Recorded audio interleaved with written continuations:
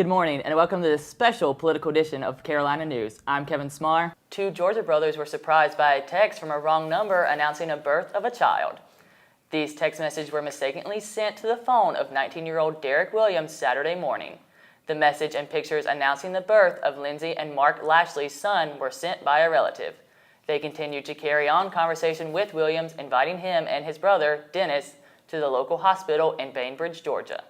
The brothers came with diapers and baby bottles where they met newborn Kason Lashley. The brothers said the mix-up has gained them a lot of new followers on social media. Many people have sent them messages on Facebook thanking them for their kindness. National Transportation Safety Board investigators are on the scene of a deadly train accident near Chester, Pennsylvania. The accident occurred Sunday when an Amtrak train slammed into a backhoe parked on the tracks, leaving 2 Amtrak employees dead and injuring more than 30 passengers. Investigators have recovered video from the locomotive and will now begin uncovering how the crash happened in the first place.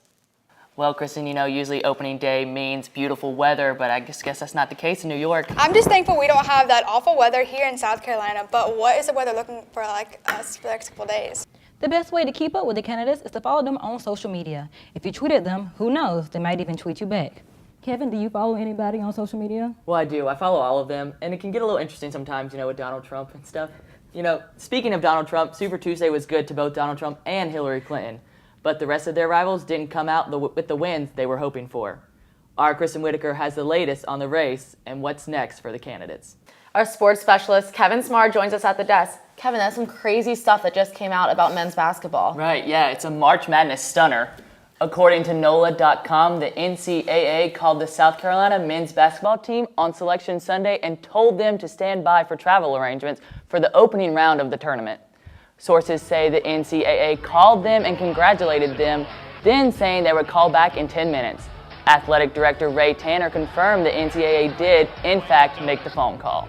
As we all know, South Carolina never got that phone call back. The NCAA did issue an apology today, citing the mistake to a junior men's basketball staffer. So do you guys have any bets placed for who's taking home the championship tonight? I haven't placed any bets on the game, but if I'd have to pick a winner, I'd probably say Villanova. I got North Carolina in that one. Well, we'll see. All right, coming up next. Thanks, Deonica. Belgian authorities say that 2 of the 4 attackers have been identified. The 2 identified carried out the suicide attacks in the Brussels airport and at the metro station near the European Union offices and the American Embassy. Alrighty, that's all the time we have today. Thanks so much for being with us.